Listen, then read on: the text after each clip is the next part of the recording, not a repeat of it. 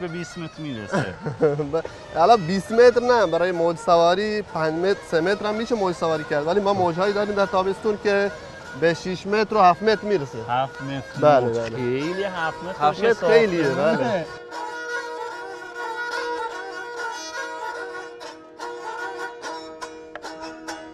پدانودان پدانودان پدانودان تبی گواره شما دوردان نگا بیاری پدانودان تبی گواره شما دوردان نگا بیاری پدانودان زیرینودان پدانودان تبی گواره شما دوردان نگا بیاری پدانودان تبیواری شما دوردان نگاه بیاری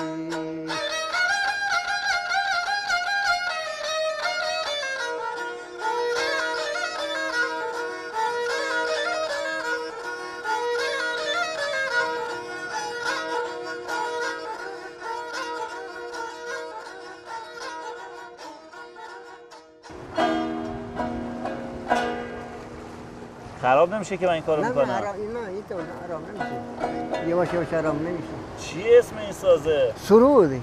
سرور؟ سرود سرود. ویولونه که اینطوریه؟ اینجا کمر باریه. خب اینجا چی کار کنم؟ اینجا یه مردانک کار میکنن. آهنگساز خوبی میشم نه؟ نه مرامه. آجا چی داشتی میخوندی برای خودت؟ این برنامه بلوچی، همش برنامه بلوچی خان شعر بلوچی میخوانند که هر برنامه‌ای که بلوچی داره که یک کاری پیش آمده میا خوب داده این یک شعر جور میکنه. شعر جور میکنه. خب شاعرش کیه؟ که میخوانیم همه شاعر دیگرن، شاعر دیگه، ما شاعر نیستیم. چجوری حفظ کردی شعرشو؟ اون دیگه حفظ کردن، دیگه ما حفظ کردیم، فقط اینو یاد گرفتیم حفظ کردیم. یاد گرفتی حفظ کردی. آهنگسازی که نوازندگی که یاد گرفتی؟ همینطوری یاد گرفتیم. خوده همینطوری یاد گرفتیم. منم باید خودم یاد بگیرم پس. همیشه بیزن یاد میگیری. این سازه رو از کجا آوردین؟ این ما همینجا گرفتیم ولی درست کردی پاکستان درست کردی. پاکستان بلوچان درست کردی. بلوچای پاکستانی. جالبه اصلا. همش هم چوبه. همش چوبه. خیلی خوب. من آوازم خوب نیست، اگر یه دهن میخوندم شما سازشو میزدی. بعد الان من این احساسم دارم هر لحظه این موجا داره بهمون نزدیک میشه، امکان داره بریم زیر آب. میشه؟ زیر آب میشه. همه شراب میشه. این همه شراب میشه. خودمون میریم زیر آب، نگاه کن چه موجی میزنه. بعد جالب اینجاست این که میگن چابهار یک سرزمین شگفت انگیزیه. گفتم میره زیر آب.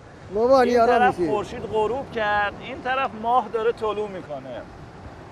خیلی جالبه. خورشید یعنی غروب خورشید رو داشتیم.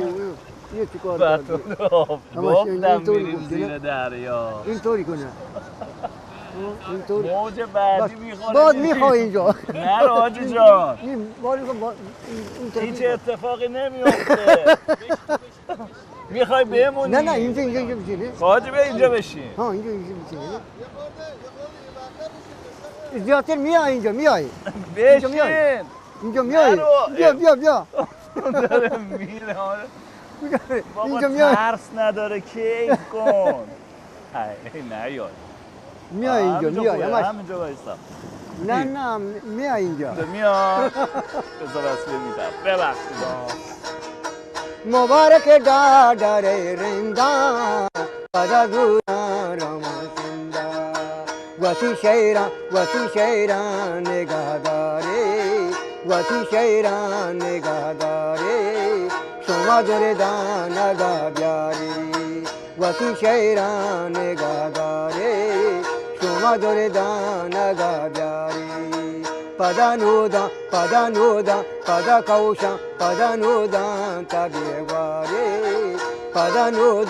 تبیگواره شما دوردان نگاه بیاره.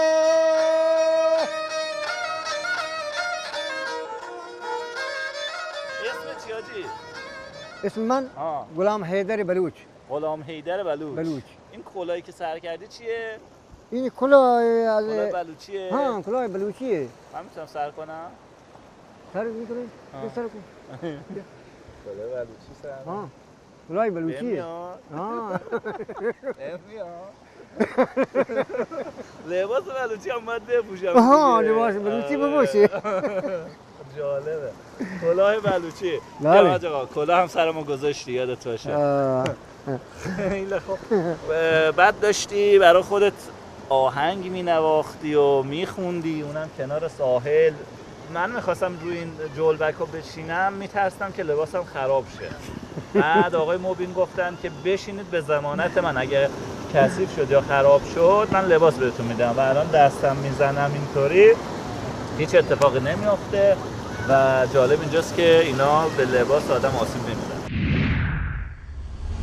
واقعا ازتون دعوت میکنم اگه فرصتی برای ایران گردی دارین یکی از گزینه‌های سفرتون رو چابهار قرار بدین، بیاین از نزدیک و از تماشای این سرزمین زیبا و دیدنی لذت ببرین. واقعا جاتون خالیه. شما بینندگان از همسفر رو تا فردا و سوژه دیگه به خدای بزرگ و مهربان میسپارم. خدا نگهدارتون. خدا حافظ.